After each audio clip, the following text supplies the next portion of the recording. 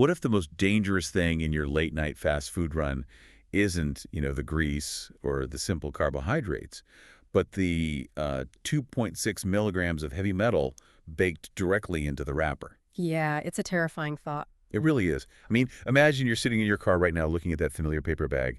You're probably calculating the caloric damage you're about to do, completely unaware of the actual chemical engineering sitting in your lap. Right, because nobody looks at the packaging. Exactly. So today we are looking right past the glowing neon signs and the nostalgia to answer a deceptively simple question. How bad is Taco Bell really? Welcome to the deep dive. We are so thrilled to have you with us for this one. Glad to be here, and yeah, this is a fascinating topic. Our mission today is driven by this massive, relentless breakdown by health and longevity advocate Brian Johnson. He essentially ordered the most popular items off the menu, and, well, he put their chemical makeup under a microscope. And Johnson approaches this breakdown with a very specific, honestly provocative thesis. He looks at this through a macro lens, arguing that American capitalism has taken its immense logistical power and pointed it at our food supply, Right. but not to actually nourish the population, but to chemically addict us. He basically characterizes the fast food industry as this amoral menace that prioritizes profit completely at the expense of human biology. Yeah, Johnson goes pretty hard on the corporate ethics there. But, for our purposes today, let's just leave the philosophy and the capitalism debates aside. Probably a good idea. Yeah, we aren't here to take a side on corporate morality. We just want to look at the cold, hard chemistry inside that bag. We are strictly unpacking the factual, biological claims made about these specific ingredients. And that is definitely the most productive way to approach this. We can strip away the ideology and just, look at the molecules. Which brings us to the very first thing you notice when you get that bag. Yeah. The sensory experience. Johnson points out something really fascinating. The smell. Yes. When you grab a bag from McDonald's, you immediately feel the grease on the paper. You smell the intense industrial processing.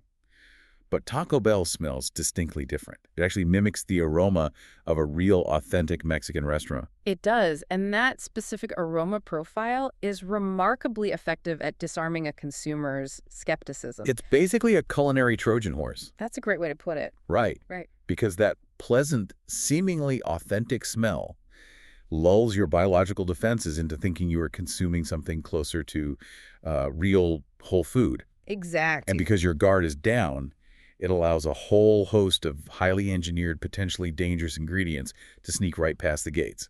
So let's look at the first item pulled out of the bag, the Crunch Wrap Supreme. Oh, the Crunch Wrap is the perfect embodiment of that Trojan horse concept. I mean, the aroma pulls you in, the structural design, that hexagonal, perfectly browned exterior, it feels substantial and satisfying. It feels like a real meal. Right. But before we even get to the processed beef or the emulsifiers inside, we have to look at the physical wrapping. The tortilla itself is heavily loaded with aluminum. Okay, wait, I need to push back on that for a second. Aluminum is a naturally occurring element in the earth, right? We cook with aluminum foil literally all the time. Yeah. Why is the aluminum in this specific wrapper so biologically dangerous to us? It comes down to dosage, bioavailability, and the environment of the food. When aluminum is used in food processing, often in the form of sodium aluminum phosphate to make dough rise and keep it soft, it becomes highly bioavailable when digested. Okay. And according to the source breakdown, the outer wrap of a single Crunch Wrap contains 2.6 milligrams of aluminum. Which, I mean, that sounds like a microscopic amount to anyone just glancing at a label. It does sound tiny. But to understand the physiological impact of 2.6 milligrams, we have to look at a cited 15-year epidemiological study. What did this study look at? Researchers tracked 1,925 people over a decade and a half, monitoring their daily aluminum ingestion, specifically looking at municipal drinking water. And the study found that ingesting more than 0.1 milligrams of aluminum daily was strongly associated with severe cognitive decline, Alzheimer's disease, and dementia. Wait, eating just one Crunch Wrap gives you 2.6 milligrams. Yes. That is 26 times the daily threshold referenced in that dementia study. From one wrap. Exactly. And mechanistically, the danger lies in how aluminum interacts with the human brain. Once it crosses the blood-brain barrier, it accumulates in brain tissue. Oh, wow. Yeah, it promotes oxidative stress and heavily contributes to the formation of amyloid plaques. Those are the sticky protein fragments that essentially strangle healthy neurons, which is the hallmark of Alzheimer's disease. That is wild. Think about how we usually approach our food choices. We might flip a package over to check the saturated fat, or maybe count the carbs, but the vast majority of us are completely ignoring the neurotoxic heavy metals baked right into the processing. So if the smell gets you in the door, and the physical packaging is chemically laden, what is actually happening in the food itself to ensure you keep coming back? Because there's a very intense, specific craving associated with these places. Oh, the craving is entirely by design. But to understand it, we first have to look at the corporate architecture behind the counter. Taco Bell is not an independent kitchen operating in a vacuum. Right. It's a subsidiary of a massive conglomerate called Yum Brands alongside KFC and Pizza Hut. They operate under different logos and completely different branding, but it is the exact same supply chain. Exactly. You are dealing with the same foundational food technology and the same marketing strategies. When you think you are choosing between a taco, a slice of pizza, or a bucket of fried chicken, you are actually just walking through different aesthetic doors into the exact same factory environment. That makes so much sense. And when you factor in their exclusive long-term beverage contract with PepsiCo, you realize that every single item you purchase lines the exact same corporate pockets. It is an intricate illusion of choice. Knowing that it's all one massive factory perfectly sets the stage for how they design the food. Because it's not culinary arts, it's chemical engineering. Exactly. Let's look at the Doritos Locos Tacos. Based on the source material, this isn't a taco in the traditional sense. It is essentially a highly engineered delivery system for artificial flavoring systems that are explicitly designed to prevent satiety. Yeah, the biology of satiety is critical here. Normally, when you eat, your body releases a hormone called leptin, which signals to your brain that you are full and should stop eating. Get to the breaks. Right, the breaks. But the flavor profiles in items like the Doritos Locos Tacos are chemically formulated to bypass or mute that leptin response. Your brain simply doesn't receive the stop signal. And to achieve that iconic, hyper-vibrant orange look, it relies heavily on synthetic dyes. The breakdown specifically calls out yellow 5, yellow 6, and red 40. But here is where the chemistry gets incredibly dark. These specific dyes have been found to carry benzidine contamination. And benzidine is classified as a Group 1 carcinogen by international health agencies. Meaning it is unequivocally known to cause cancer in humans. Right. But how does a chemical like benzidine actually trigger cancer from inside a taco shell? Walk me through that. Okay, so when benzidine enters your system, it gets metabolized by your liver into reactive compounds. These compounds physically bind to your DNA, forming what are called DNA adducts. DNA adducts. Nice. Right. Think of your DNA as an incredibly complex instruction manual for your cells. An adduct is like spilling thick black ink over a crucial sentence in that manual. Oh, man. Yeah, so when the cell tries to divide and copy its DNA, it misreads the instructions due to the ink spill, leading to mutations. If those mutations turn off the cell's natural ability to self-destruct when damaged, you get uncontrolled cellular growth. That is cancer. That is a terrifying visual, the ink spill. And this philosophy of extreme chemical manipulation, it isn't limited to the solid food. Let's move over to the beverage fountain and look at the Baja Blast. Oh, the Baja Blast. Yeah, it's marketed as the ultimate nostalgic, refreshing summer drink. But the sheer volume of sugar is terrifying. A single cup contains 111 grams of high fructose corn syrup. For visual, that is roughly 28 sugar cubes sitting in your cup holder. Physiologically, the human body is entirely unequipped to handle a glycemic load of that magnitude.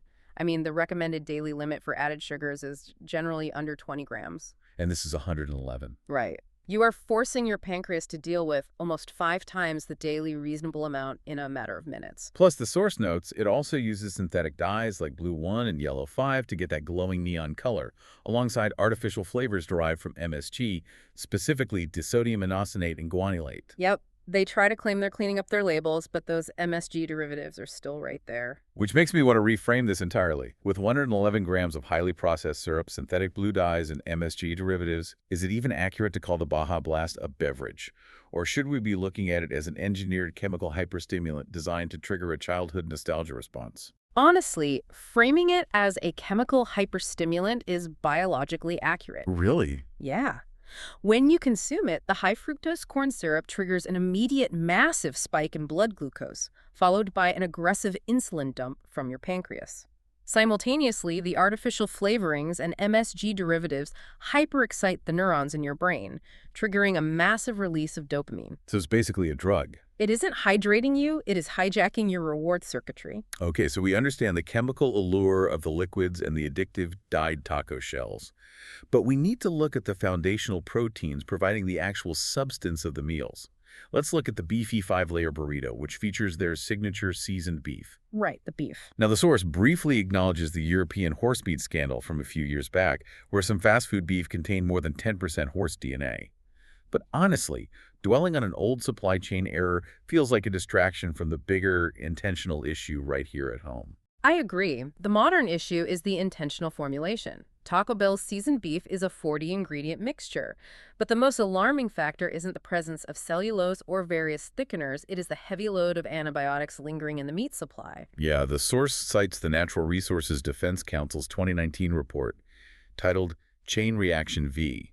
And in this report, Taco Bell received a D- grade.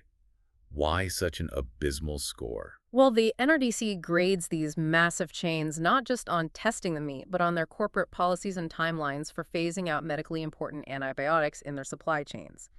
Taco Bell's commitment to reducing antibiotic use was deemed far too modest and incredibly slow. They basically failed to implement meaningful safeguards to address the crisis of antibiotic resistance. Let's connect this directly to the person listening. What does consuming residual antibiotics actually do to human biology over time? Okay, so your digestive tract is home to your gut microbiome, a delicate ecosystem of trillions of bacteria. These bacteria aren't just digesting food, they synthesize neurotransmitters like serotonin, regulate your immune system, and manage systemic inflammation. Right, they're crucial. Exactly. So when you consume residual antibiotics in processed meat, you are essentially dropping microscopic cluster bombs into that ecosystem. Oh, wow. It kills off the beneficial bacteria, leading to dysbiosis, which compromises your immune response and can even negatively alter your mood and cognitive function. That's a huge hidden cost to a seemingly cheap burrito. Yeah. And the chemistry gets exponentially more complicated when you take these processed ingredients and subject them to specific cooking environments. Walk us through it. You're taking heavily processed beef, highly stabilized cheese, and subjecting them to extreme high heat. That specific thermal combination drives a chemical reaction that creates nitrosamines and HCAs, or heterocyclic amines. Wait, how does a slice of processed pizza turn into a nitrosamine? When you expose the amino acids, sugars, and creatine found in muscle meats to very high temperatures, they react together. It's a corrupted version of the Maillard reaction. That's the process that gives brown food its flavor. Exactly. But in this highly processed environment, the reaction produces HCAs and nitrosamines, which are potent DNA-damaging compounds. And as we know, DNA damage is the foundational pathway for cellular aging, neurodegeneration, and chronic disease. So it's not just about consuming empty calories. You are ingesting compounds that actively rewrite and degrade your cellular blueprint. A slow degradation, yes. But the impact of these additives isn't strictly physical or long-term. Let's pivot to the behavioral impact of the preservatives they use, because this part of the breakdown is staggering. The Mexican pizza contains a preservative called calcium propionate. And calcium propionate has been strongly linked to irritability, sleep disturbances, and ADHD-like symptoms in children. And it doesn't stop there. The cheesy gordita crunch utilizes a spicy ranch sauce formulated with sodium benzoate. Wait, how is a preservative designed to keep a sauce shelf-stable actually altering a child's brain chemistry? Well, certain synthetic preservatives, including sodium benzoate, can cross the blood-brain barrier. Once inside the brain, they can induce neuroinflammation and alter the release and reuptake of neurotransmitters like dopamine and norepinephrine, which govern attention and impulse control. That is insane. The source highlights a specific robust study looking at this exact phenomenon. Researchers tested 153 3-year-olds and 144 8 to 9-year-olds. And what did the data show?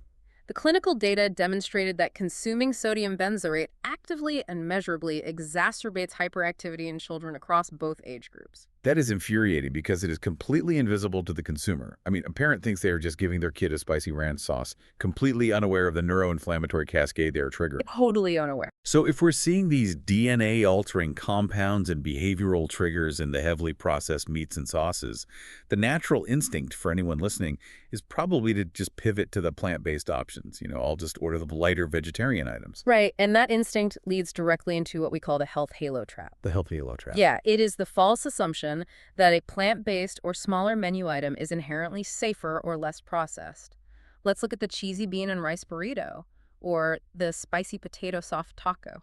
Grabbing a bean burrito definitely feels like a responsible, harm-reducing choice. But when we break down the molecular reality, these vegetarian items are heavily reliant on hydrogenated oils. These are trans fats. And trans fats are bad news. Very bad. From a biological perspective, trans fats physically integrate into your cell membranes, making them rigid and dysfunctional. This is directly causally linked to cardiovascular disease, vascular dysfunction, and chronic systemic inflammation. Furthermore, these items contain an additive called sodium metabosulfite.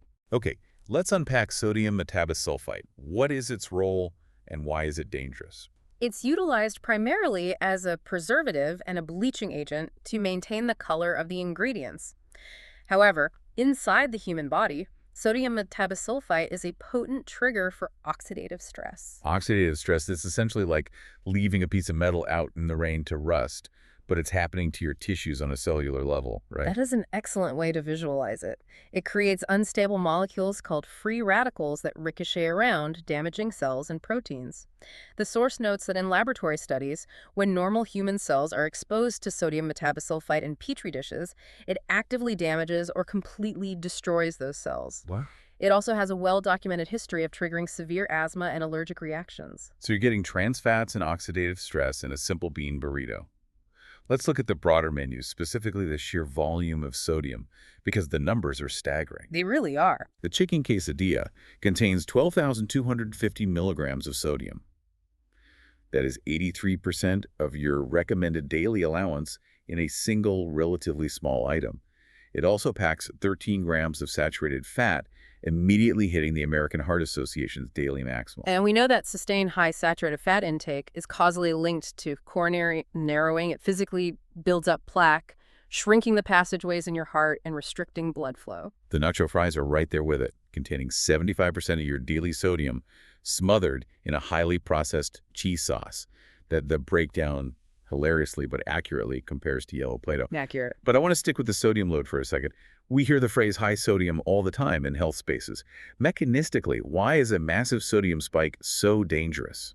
The source material addresses this with a great observation. People often wonder, horses lick massive salt blocks and they're completely fine. Why can't human beings handle it? The difference lies entirely in the design of our vascular system and our kidneys.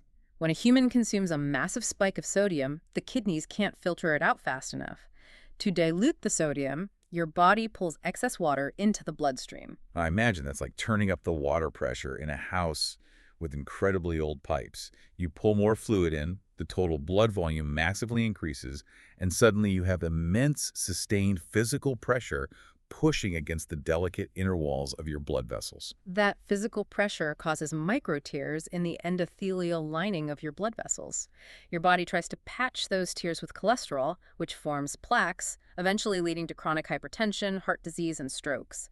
It's fundamental physics and fluid dynamics happening inside your veins. So before we wrap this up, we have to talk about the final item in the bag. The seemingly innocent dessert option. Yes. The cinnamon twists. Because, look, they're only 170 calories. To the calorie-conscious consumer, they basically air. A little sprinkle of sugar, a dash of cinnamon. How biologically destructive could they actually be? This is where the food processing methods are vastly more dangerous than the macronutrients themselves. The hidden danger isn't the calorie count or the sugar, it is entirely about how they are cooked. Okay, so how are they cooked? These simple carbohydrates are deep-fried in industrial seed oils. Crucially, in a fast food logistical environment, that specific batch of oil is kept at a boiling temperature and reheated over and over and over again throughout an entire day. I imagine reheating that oil all day is like leaving a car idling in the red zone for 12 hours straight. Eventually, the engine components just break down, warp, and turn toxic. Is that what's happening to the molecular structure of the oil here? That is precisely what happens. The repetition of high heat completely shatters the chemical structure of the lipids in the oil, rapidly oxidizing them. When you consume food cooked in this degraded oil, it introduces highly toxic compounds into your body called AGEs. That stands for advanced glycation end products. Advanced glycation end products. Walk us through how an AG actually operates inside the body. AGs are highly destructive sticky compounds. Once absorbed, they travel through your bloodstream and physically cross-link with the proteins and lipids in your tissues. One of the most vulnerable proteins in your body is collagen, which gives your skin its elasticity and structure. Okay. When AGs bind to collagen, they stiffen it and cause it to lose its flexibility. This leads directly to accelerated cellular aging, and one of the most immediate places this manifests is in highly visible, premature skin aging and wrinkling. Wait, so let me get this straight. You're telling me that someone might consciously skip a heavier chocolate dessert, choose the light 170-calorie cinnamon twist specifically to save calories, and as a direct biological result, literally age their skin from the inside out because of repeatedly degraded oxidized seed oil. The clinical data on advanced glycation end products suggests exactly that. You are trading a few calories for accelerated systemic aging. That is a profoundly terrible trade-off. It really is. If we step back and synthesize all of this, the Trojan horse aromas, the leptin-blocking engineered flavors, the hidden heavy metals, the DNA-damaging cooking methods, we see the psychological conclusion that Brian Johnson arrives at in his breakdown. Fast food engineering is meticulously designed to trap you in an anticipatory dopamine loop. The anticipatory loop is the ultimate trap. The food is formulated so perfectly that even if it makes you feel physically ill, lethargic, or deeply bloated an hour after eating it, your brain is chemically trained to forget the physical pain. Right. It creates a prediction error in your reward circuitry, causing you to obsessively crave the anticipation of the meal again. The source views this as a systemic, societal issue, major conglomerates profiting immensely off the slow chemical demise of public health. And they secure this business model by marketing directly to children, locking in that intense chemical addiction and brand loyalty when the prefrontal cortex is most malleable. Which brings us back to Brian Johnson's ultimate plea to the listener. Once you see the machinery behind the curtain, you can't unsee it. Once you realize the Crunch Wrap is a highly efficient vehicle for aluminum, the Baja Blast is a synthetic dye stimulant, and the cinnamon twists are actively stiffening your collagen. Wait, let me rephrase that without the pause. Once you realize all of this, you realize you have the power to step out of the loop. Exactly. You can reclaim your biological self-respect. You can choose to nourish your body with things that actually support your cellular health, like polyphenol-rich fruits, whole foods, and clean proteins, instead of succumbing to engineered garbage. Understanding the mechanisms behind the food is the only effective way to break that behavioral loop. When you truly understand the why and the how behind the craving instantly loses its power over you. As we finish up this deep dive, I want to leave you with a lingering thought to mull over. We started by talking about that late-night drive-through run, that seemingly innocent craving triggered by a neon sign, and a surprisingly authentic engineered smell. The Trojan horse. The Trojan horse, exactly. But if we possess hard, undeniable clinical data showing that these specific synthetic food dyes, these repeatedly heated and oxidized oils, and these neuroinflammatory preservatives cause DNA adducts, hyperactivity in children, and cognitive decline, why does the burden of navigating this chemical minefield fall entirely on your willpower? Are we collectively accepting a world where we've crowdsourced basic human food safety entirely to personal discipline? That is the essential, unavoidable question to take away from all of this. Thank you for joining us on this deep dive. Keep questioning what's really sitting at the bottom of that takeout bag. We'll see you next time.